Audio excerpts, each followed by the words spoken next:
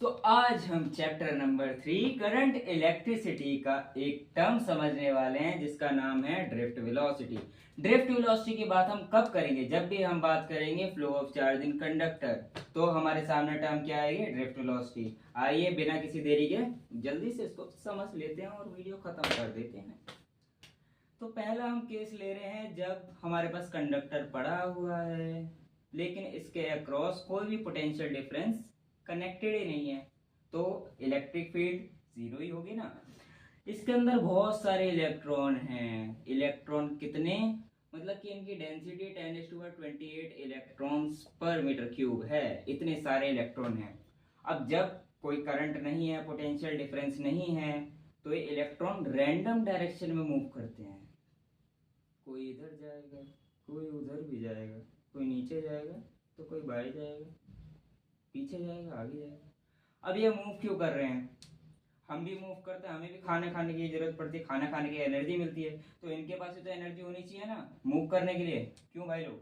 अच्छा, तो इनके पास एनर्जी आती है थ्रू थर्मल एनर्जी। मतलब कि आसपास का जितना ज्यादा तुम टेम्परेचर बढ़ा दोगे, इलेक्ट्रॉन दौड़ेंगे। अरे भैया, तुम्हें गर्मी वाले रूम में बिठा देंगे, तुम शांति से थोड़ा ना बैठोगे, बाहर निकलने की कोशिश करोगे ना। ऐसे ये भी दौड़े जा रहे हैं, इधर उधर उधर उधर। इसका मतलब हमने क्या पढ़ा था कि आई क्या होता है? Flow of charge per unit, मतलब कि D Q by D T. अगर चार्ज फ्लो कर रहा है कुछ समय में, तो उसके अंदर करंट होना चाहिए। तो इस सिचुएशन को आप कहीं पे भी देख सकते हैं। आपके घर में अलमारी रखी होगी, कोई भी तार है, उसको छीलो, उसको पकड़ के देखो, क्या तुम्हें करंट लग रहा है? अरे भैया, मेन लाइन से नहीं, फालतू में पड़ा हुआ है जमीन पे, उसको छू के देखो, नहीं लगता। क्यों नहीं लगता?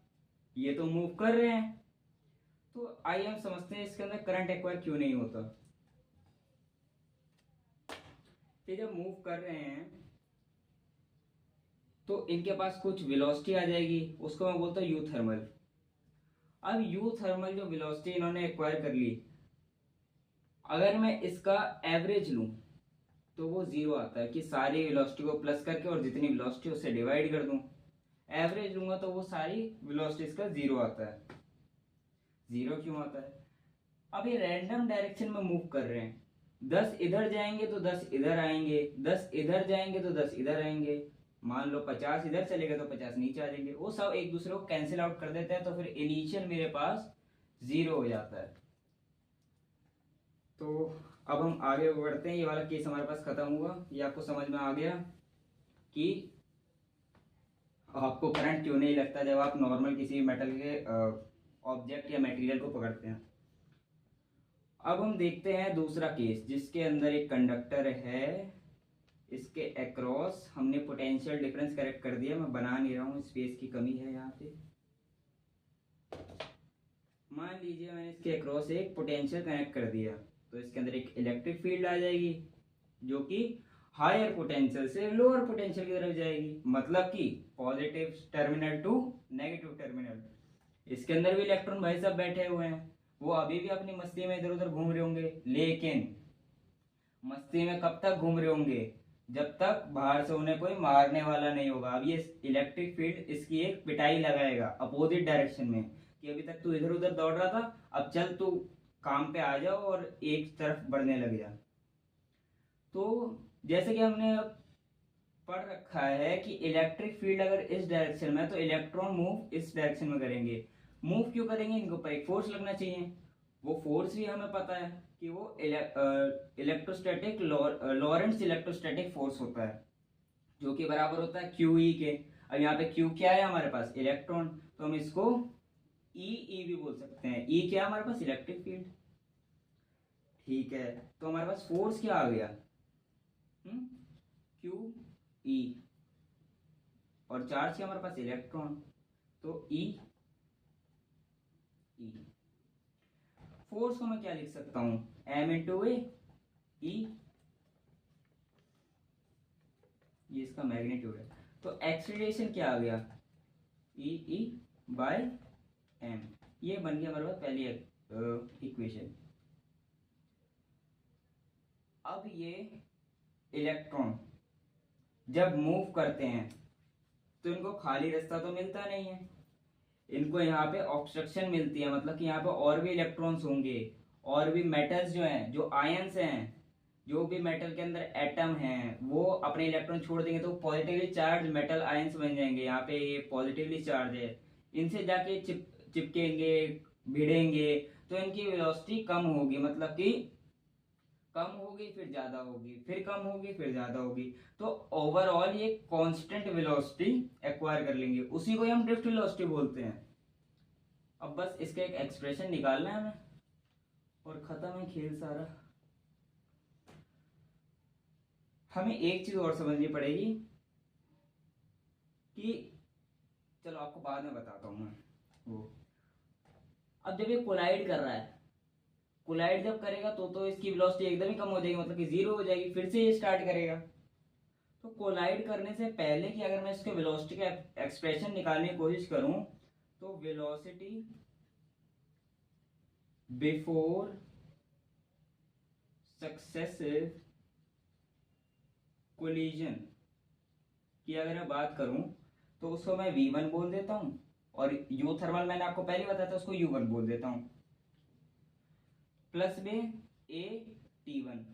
यही हमारी इक्वेशन कहती है, जो हमने थ्री मोशन इक्वेशन पढ़ी थी उसमें से एक ये है, ये u है, ये v है, तो ये वेलोसिटी है कोलिजन से पहले की। ऐसे अगर मैं सारे इलेक्ट्रॉन्स की वेलोसिटी निकालूं यहाँ पे तो फिर वो क्या होगी, v1 is equal to u1 plus a t1, v2 is equal to u2 plus a t2।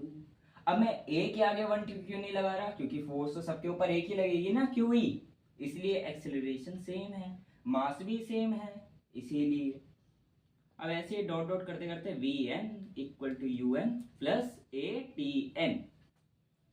अब अगर मैं vd क्या होती है, इन सबकी वेलोसिटी का एवरेज, वो कैसे होगी, v1 plus v2 plus v3 dot dot dot vn upon में n, ये हो जाएगी ड्रिफ्ट वेलोसिटी। ओके, अब इसको लिख भी लेते हैं। vd को हम कैसे लिखेंगे, u1 plus u2 plus u3 dot dot dot un upon में n plus a plus t1 t2 dot dot dot tn upon में n। vd का ये आ गया। अब हमने ये तो अभी पहले ही देखा था कि थर्मल की वजह से जो इनिशियल वेलोसिटी हो गई वो किसके बराबर हो जाएगी, 0, बचा a। अब t क्या होता है, t तो आपने बताया ही नहीं।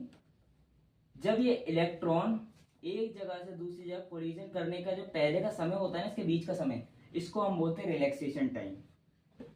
फिर स्टार्ट करेगा, मतलब कि एकदम रिलैक्स रहता है, कोलिजन करने से पहले का जितना भी टाइम है रिलैक्स करता है। अब वो टाइम कोई बड़ा नहीं होता, वो टाइम रिलैक्सेशन टाइम अगर मैं बताऊं तो 10⁻⁻14 सेकेंड्स के बराबर होता है।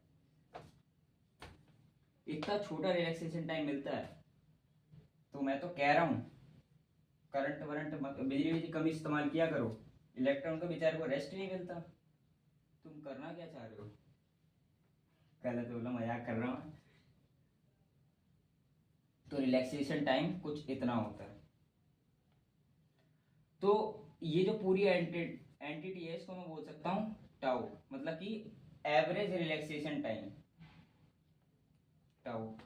अब टाउ मैंने वैसे समझा दिया, वरना फिर अक्सर बच्चे किससे कंफ्यूज होते हैं, ये टॉर्क वाला है, मतलब कि perpendicular distance into force applied into cos theta, वो वाला टाउ नहीं है ये क्या है, एवरेज रिलैक्सेशन टाइम। अब अगर मैं फर्स्ट इक्वेशन से यहाँ पे एक्सीलरेशन की वैल्यू पुट करूं तो vd क्या हो जाएगा, e टाउ बाय m। ये हमारे पास फाइनल एक्सप्रेशन आ गया।